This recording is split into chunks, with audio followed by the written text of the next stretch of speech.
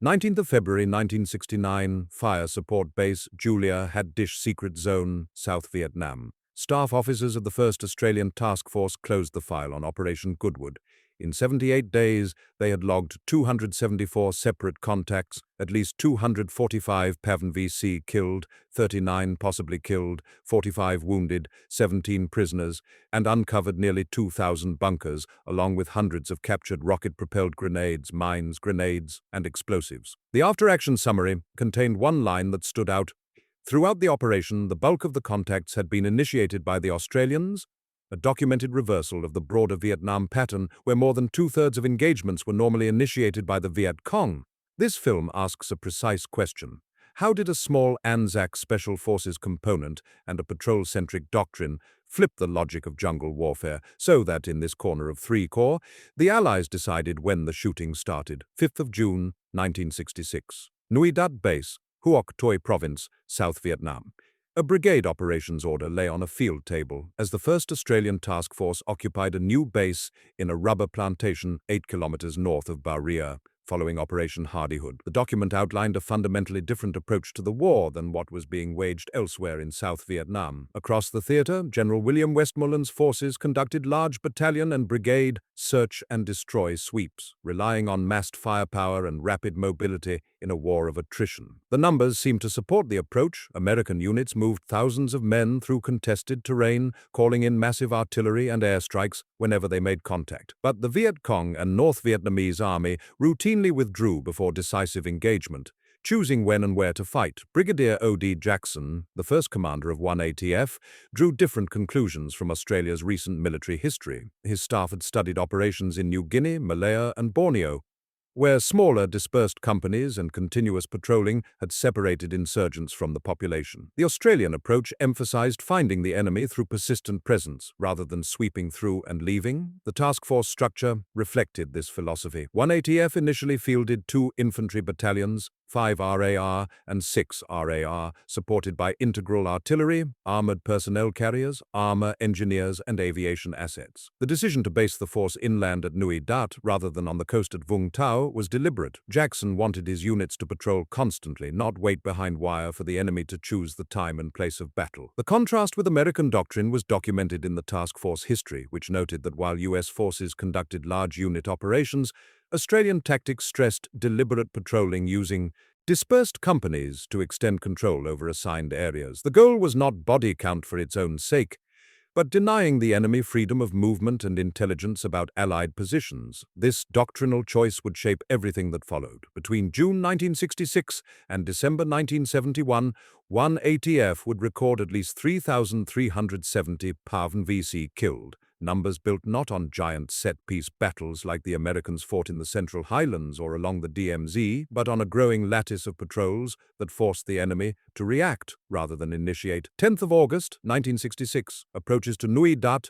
Phuoc Tuy Province. An infantry platoon of 6 RAR moved out from Nui Dat at first light. The company commander signed a patrol report on a clipboard as they crossed Line Alpha, the base security boundary. This was the 100th such patrol logged that week, part of a pattern that would define the Australian experience in Vietnam. Many Allied bases in Vietnam sat close to towns, reacting to enemy attacks and conducting occasional sweeps into the surrounding countryside. The 1 ATF approach was different. Australian commanders deliberately pushed platoons and companies out daily to deny the Viet Cong observation and surprise, turning the area around Nui Dat into a patrolled zone rather than a defensive perimeter. The patrols varied in size and duration. Some were platoon-strength sweeps lasting several days. Others were smaller ambush teams positioned along likely enemy approach routes. All shared a common purpose: forcing the enemy to move at night, abandon easy access to villages, and risk contact on Australian terms rather than their own. Supporting these operations required careful coordination. Artillery batteries pre-registered defensive fire tasks around patrol lanes, ready to fire within seconds if contact occurred. M113 armored personnel carriers from the 3rd Cavalry Regiment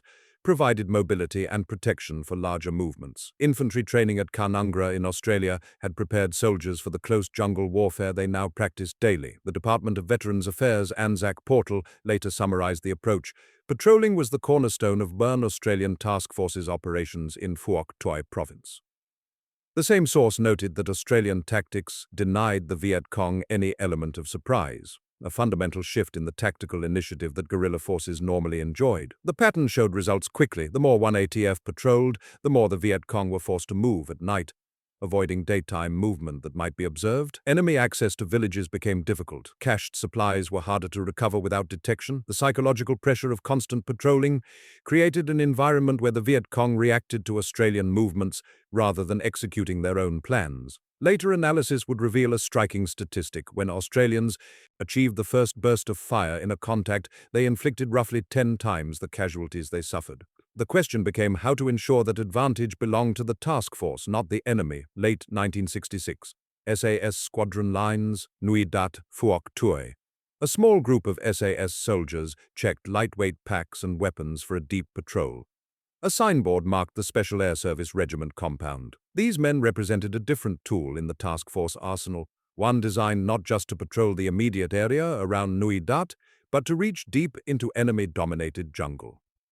Line infantry patrols secured the area within a day's march of the base. SASR was tasked to go further. Medium-range reconnaissance, observation of enemy troop movements, and offensive ambushes in areas where the Viet Cong considered themselves safe from Allied interference. Where infantry companies moved in platoon strength with supporting weapons, SAS patrols operated in teams of 4 to 6 men, trading firepower for stealth and surprise. The Special Air Service Regiment rotated squadrons through Vietnam throughout the war. From 1968, New Zealand contributed a troop that served integrated with the Australian squadrons. These men brought expertise in long-range patrolling developed during earlier counter-insurgency campaigns, refined for the dense jungle and enemy-dominated terrain of Phuoc Tuy province. SAS insertion and extraction depended on No. 9 Squadron RAF UH-1 Iroquois helicopters. The patrols traveled light, personal weapons, ammunition, minimal rations, radio equipment, and items like Claymore mines for ambush work. Strict radio discipline was maintained throughout missions. Pre-planned artillery support could be called in if needed, but the goal was to observe and report or to strike only when conditions heavily favored the patrol. The Viet Cong came to call them Ma Rung, phantoms of the jungle. The name reflected both respect and fear. SAS patrols appeared without warning, struck suddenly, and disappeared before the enemy could react. Unlike conventional forces that often followed predictable patterns, SAS teams moved slowly and silently, sometimes covering only hundreds of meters in a day, while observing enemy movement corridors. The patrols became the eyes and ears of one ATF, locating bunker systems, tracking routes and river crossings that could be exploited later by infantry and armor. In a 6-year period, Australian and New Zealand SAS in Vietnam would conduct nearly 1,200 patrols.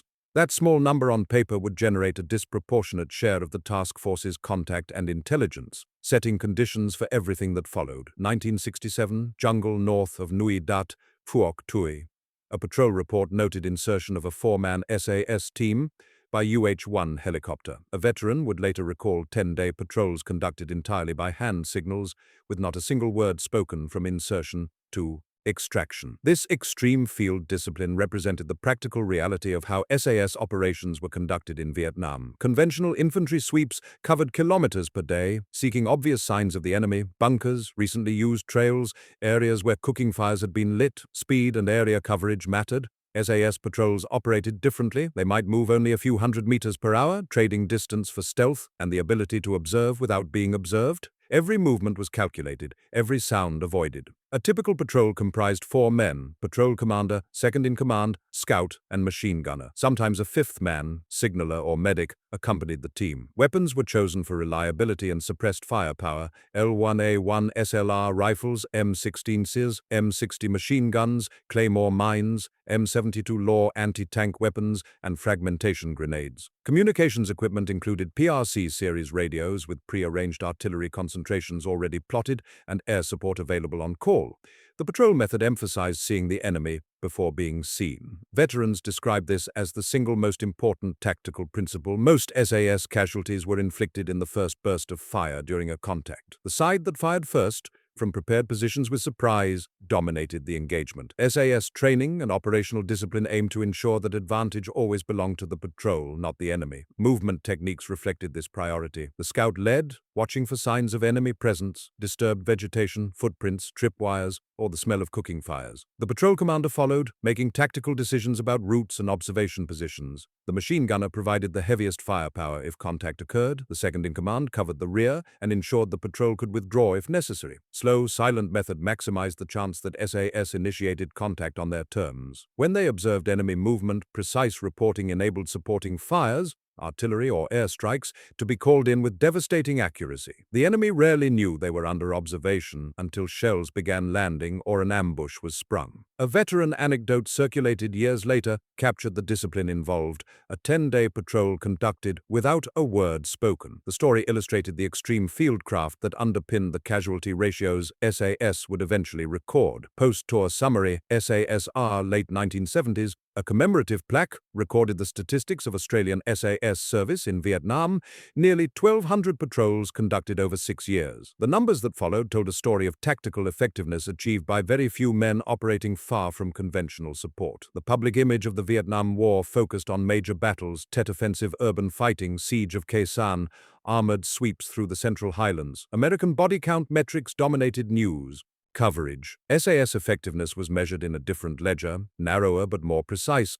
Patrols conducted, enemy casualties inflicted, own losses sustained. The final accounting showed 492 enemy killed, 106 possibly killed, 47 wounded, 10 possibly wounded, and 11 prisoners captured. These numbers came from nearly 1,200 patrols conducted by a unit that never numbered more than one squadron, roughly 120 men in Vietnam at any given time. Over the entire war, 580 men served in SASR in Vietnam. SASR losses stood in stark contrast to enemy casualties. 1 soldier was killed in action, 1 died of wounds, 3 died in accidents, 1 was listed as missing, 1 died of illness.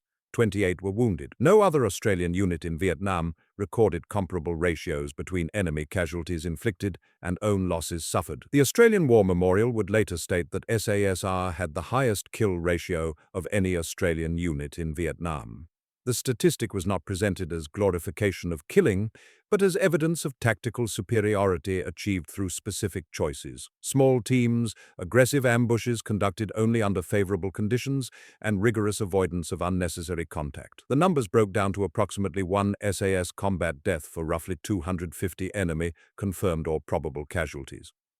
No other Allied unit in Vietnam, American, Australian, South Vietnamese, or from other contributing nations, approached this ratio. The disparity demanded explanation. Heavy firepower was not the answer. SAS patrols carried only what individual soldiers could carry. No artillery pieces, no armored vehicles, no close air support flying overhead. The advantage came from something else, the ability to move unseen, observe without being observed, and strike only when conditions overwhelmingly favored the patrol. The statistics raised a fundamental question about jungle warfare.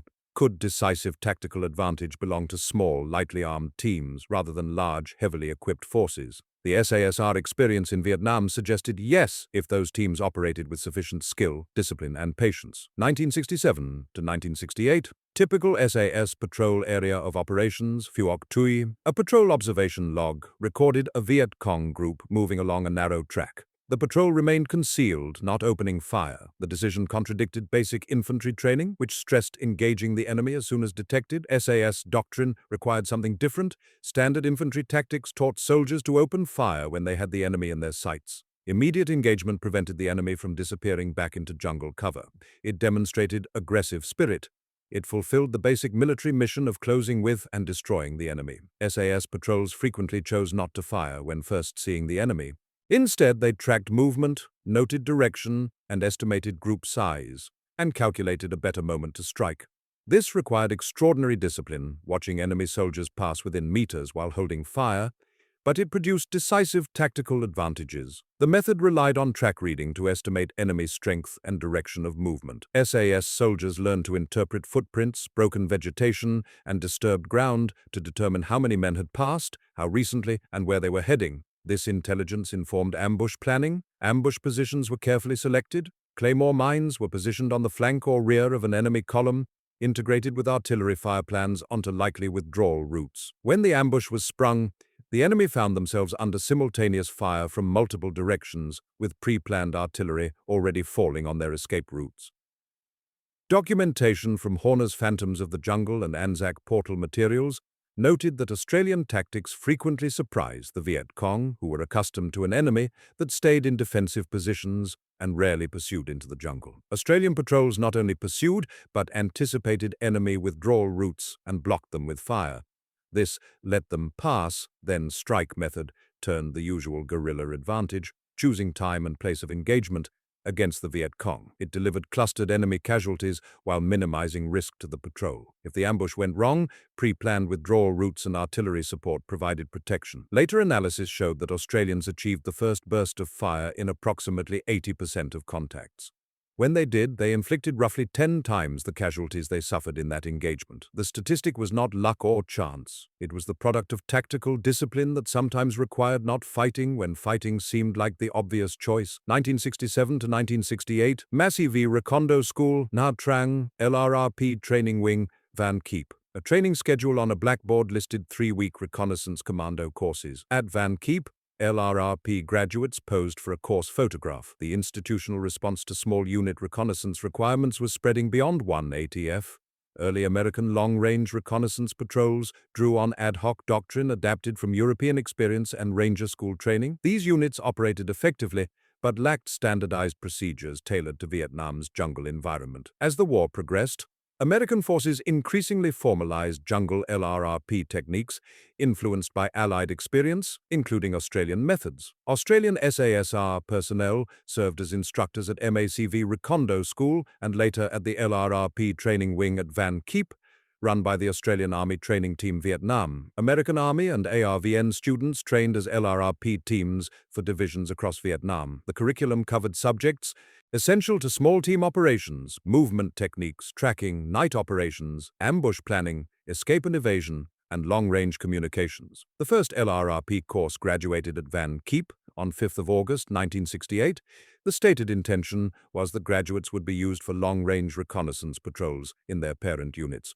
However, AATTV documents noted that some commanders misemployed the teams, using them for short-range security patrols, or as conventional infantry, rather than the specialized reconnaissance role they were trained for. The courses represented an attempt to institutionalize lessons learned by SAS and other reconnaissance units. Standard operating procedures, radio codes, insertion and extraction techniques, and ambush drills were taught to successive classes of American and South Vietnamese soldiers. The goal was to spread small team reconnaissance capability beyond the handful of special operations units. The numbers involved were modest. Only hundreds of men passed through these courses at any given time, but their potential impact was significant. If properly employed, LRRP teams could influence the security of entire divisional sectors, mirroring one ATF's own experience in Phuoc Tuy province. The institutional investment in reconnaissance training acknowledged a tactical reality. Large unit sweeps could clear areas temporarily, but small unit continuous presence was needed to deny the enemy freedom of movement. American forces were learning what Australian doctrine had emphasized from the beginning. In counterinsurgency warfare, holding ground mattered more than taking it, and reconnaissance teams were force multipliers for holding operations. 3rd of December, 1968, Hat Dish Secret Zone, Western Phuoc Tuy, Bien Hoa, and Long Khan provinces. Operation orders for Ton Thang II and Operation Goodwood were unfolded at Headquarters 1 ATF. Fire support bases Julia, Janice, and Kerry were marked on maps. What followed would become the largest test of patrol-centric doctrine against an established enemy base area. Many Allied sweeps into base areas resulted in brief contact and quick withdrawal. The enemy simply retreated deeper into the jungle, waited for Allied forces to leave, then returned. Goodwood was planned differently, a 78-day occupation and patrol campaign with rotating battalions and armor, an attempt to dislocate a long-established PAVN VC base system at Hat Dich through sustained presence rather than a quick strike. The task force assembled for Goodwood included 1 RAR, 4 RAR NZ, and later 9 RAR as infantry battalions. C Squadron, 1st Armored Regiment, provided Centurion tanks. A squadron, 3rd Cavalry Regiment, brought M113 armored personnel carriers. Supporting American ARVN and Thai units brought the overall strength to approximately 10,000 men. This was not a raid but an occupation. Fire support bases provided artillery coverage. 105 mm and 155mm guns pre-registered on likely enemy movement corridors. The operational concept called for coordinated ambushes along tracks and river systems in the Nui Dat and Hat Dish areas. Australian forces would conduct sustained patrolling, forcing the enemy to either fight or abandon the base area entirely. The Battle of Hat Dish narrative documented that Australians conducted sustained patrolling and extensively ambushed tracks and river systems during Goodwood. This was the patrol method applied at brigade scale, dozens of small teams operating simultaneously across a large area, each positioned to observe or ambush enemy movement. Intelligence believed multiple VC regiments, including 274 Regiment and D445 Battalion, were using Hat Dish as a permanent base. Supply caches, bunker systems, training areas, and hospitals were thought to be established throughout the area. This represented a concentration of enemy forces rarely exposed to months-long patrolling operations. Goodwood would test whether the patrol-centric approach could succeed against a major enemy base area. The answer would be written in daily contact reports over the next 78 days. 3rd of December, 1968 to 19th of February, 1969, Hat Dish Secret Zone, 3rd Corps.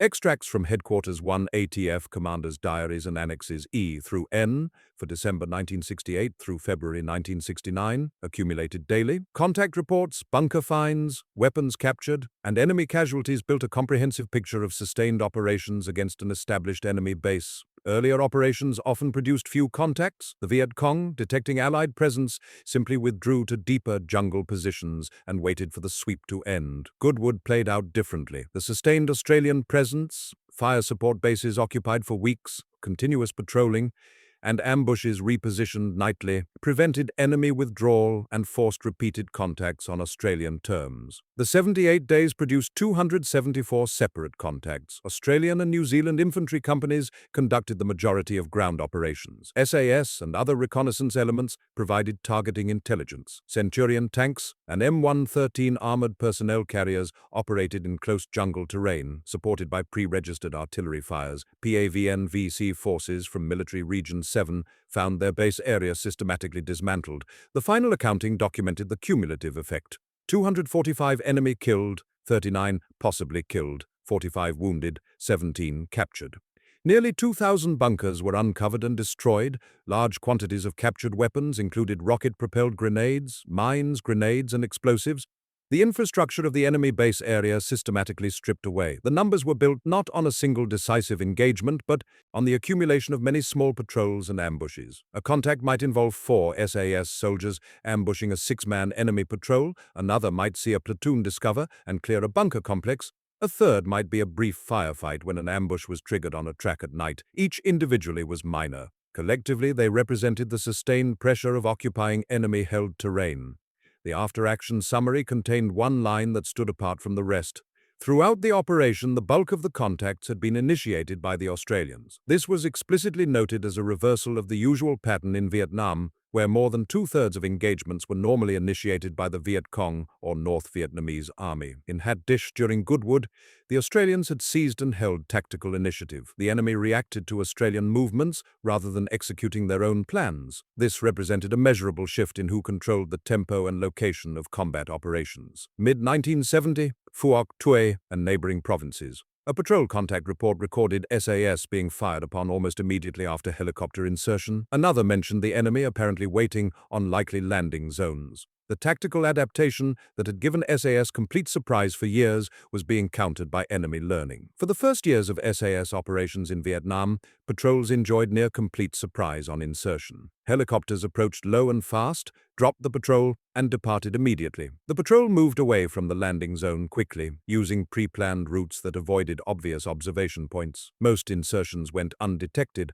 allowing patrols to establish observation positions or ambush sites without the enemy knowing they were present. By 1970, the situation had changed. VC and PAVN forces had learned to anticipate likely landing areas. They stationed observers near open areas suitable for helicopter landings. They tracked helicopter movements and estimated where patrols might be inserted. The Australian War Memorial documented that from June 1970, it was not unusual for SAS patrols to be fired upon shortly after landing. This represented a serious tactical problem. If the enemy knew approximately where and when patrols were inserted, the element of surprise was lost. Early contact forced patrols to extract immediately or fight their way clear before establishing their intended positions.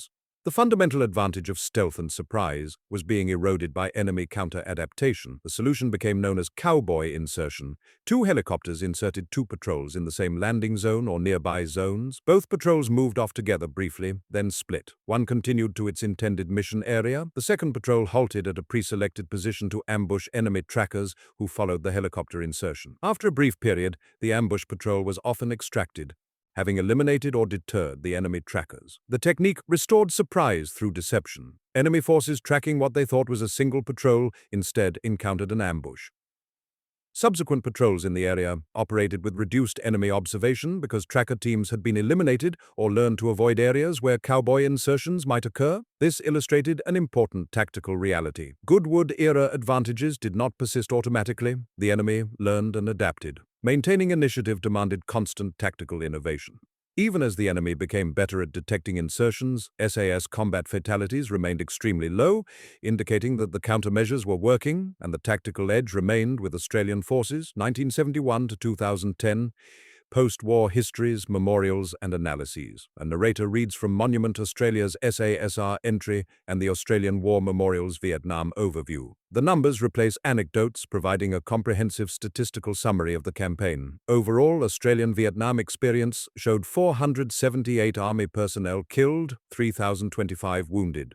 New Zealand forces suffered 37 killed and 187 wounded. The 1st Australian Task Force was responsible for the majority of casualties, both inflicted and suffered during the Australian commitment. Within that larger picture, SASR represented a statistical outlier. 580 men served in SASR in Vietnam across the 6-year deployment. Those men conducted nearly 1,200 patrols. Only 2 died in combat. 1 killed in action, 1 died of wounds. More than 500 enemy were killed or captured directly by SAS patrols. When wounded were included with confirmed and possible kills, the ratio approached 300 enemy casualties for each SAS combat death. The Australian War Memorial credited SAS with the highest kill ratio of any Australian unit in Vietnam. This was not presented as glorification, but as documentation of tactical effectiveness. Historians including Ashley Eakins and David Horner analyzed the factors that produced these results. Small team size, aggressive ambushes conducted only under favorable conditions, extreme field discipline, and avoidance of unnecessary contact. The 1ATF statistics provided context. Between 1966 and 1971, the task force recorded at least 3,370 enemy killed. This number came not from major battles like Tet or Easter offensive fighting, but from the accumulation of thousands of small contacts, patrols, ambushes, bunker clearances, and meeting engagements where Australian units more often fired first. The statistical case consolidated around a central finding. SAS and patrol-heavy tactics helped enforce a pattern in which Australians, not the Viet Cong, more often achieved the advantage of seeing, deciding, and firing first. That advantage, multiplied across thousands of contacts over 6 years, produced casualty ratios that heavily favored Australian forces. Strategically, the Vietnam War ended in Allied withdrawal. South Vietnam fell in 1975. No amount of tactical success by small units changed the war's strategic outcome. But tactically and operationally, units like SASR demonstrated that even in hostile jungle against a motivated guerrilla enemy, initiative could be measured and systematically shifted to the side that controlled when and where fighting occurred. 1980s to 1990s, staff colleges and special operations studies. A slide in a military staff college lecture listed Vietnam LRRP SAS lessons, alongside analyses of later conflicts. Professional military educators were extracting doctrinal principles from the patrol operations that had characterized Australian operations in Phuoc Tuy. Vietnam was often remembered for failed search and destroy operations and the futility of attrition warfare without clear strategic objectives. American body count metrics became symbols of misguided strategy. Large unit sweeps that cleared areas temporarily but held nothing permanently exemplified approaches that failed to achieve lasting results. Professional military analyses highlighted different lessons. Small unit reconnaissance and special operations represented enduring successes even within the larger strategic failure. Authors like William Rosenau argued that special operations forces were most effective when targeting high-value objectives rather than substituting for massed conventional forces. The SAS experience in Vietnam provided case studies for this principle. The tactical principles developed and refined by SASR became part of doctrinal publications. Small, highly trained teams, intelligence-driven operations, strict contact discipline, integration with artillery and air power. These concepts appeared in updated field manuals and training courses for reconnaissance units, rangers, and modern special operations forces. The emphasis on seeing the enemy before being seen, achieving the first burst of fire, and fighting only under favorable conditions influenced how Western militaries trained small unit reconnaissance elements. Techniques for track reading, silent movement, ambush planning, and extraction under pressure were codified based partly on the Vietnam LRRP and SAS experience. The lessons extended beyond special operations. The Australian emphasis on continuous patrolling to deny enemy freedom of movement influenced counterinsurgency doctrine more broadly. Later, conflicts in Iraq and Afghanistan saw coalition forces attempt to establish persistent presence through patrol bases and continuous small unit operations, concepts tested in Phuoc Tuy decades earlier. Integration of reconnaissance teams with supporting arms also became doctrinal emphasis. SAS patrols had relied on pre-planned artillery fires and responsive helicopter support. Modern reconnaissance units similarly operated with immediate access to fires and extraction capability, maintaining the principle that small teams operated most effectively when backed by responsive support. Techniques developed by a few hundred ANZACs in Phuoc Tuy were studied in military staff colleges worldwide. The patrol method had proven its effectiveness in one war and would influence doctrine in conflicts far from had dich. 27th of April 2016 and later. Commemorations in Australia and New Zealand. A camera pans across a memorial plaque listing SAS Vietnam dead. The small number of names compared to the thousands of patrol days they represent provides a stark visual reminder of the human dimension behind the statistics. Strategically, Vietnam ended in Allied withdrawal. South Vietnam fell to North Vietnamese forces in April 1975. Saigon was renamed Ho Chi Minh City. The long American and Allied commitment achieved no lasting strategic result. From the perspective of war aims and political outcomes, Vietnam represented failure. Tactically and operationally, the picture was more complex. Units like SASR demonstrated that even in hostile jungle terrain, against a highly motivated guerrilla and conventional enemy, tactical initiative could be measured and systematically shifted. The patrol method, small teams moving slowly and silently, observing before engaging, striking only under favorable conditions, produced documented results. The final numbers provided the evidence. One ATF recorded at least 3,370 enemy killed between 1966 and 1971. Australian Army suffered 478 killed and 3,025 wounded.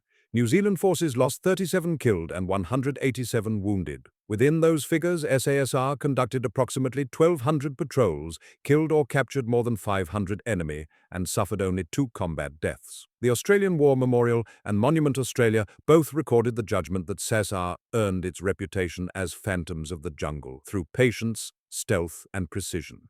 The kill ratio achieved, approximately 250 enemy casualties for each SAS combat death, remained unmatched by any other Allied unit in Vietnam, or indeed in most other conflicts. The patrol method connected these numbers. Small teams moving slowly, strict discipline ensuring silence and concealment, careful observation to identify enemy movements before being detected, ambushes planned to maximize surprise and supporting fires, withdrawal routes pre-planned, fighting only when conditions heavily favored the patrol. These tactical choices, multiplied across thousands of patrols and 6 years of operations, shifted initiative in measurable ways. In Goodwood, the documented turning point came when the bulk of contacts had been initiated by the Australians, the opposite of the normal Vietnam pattern. That shift did not happen by accident or luck. It resulted from doctrine, training, discipline, and patience. Between June 1966 and December 1971, the 1st Australian Task Force recorded thousands of enemy dead. Within that total, A few hundred SAS patrolmen demonstrated that in Vietnam's jungles, decisive tactical advantage did not always belong to the side with more guns, but to those who could move unseen and decide when the fight would begin.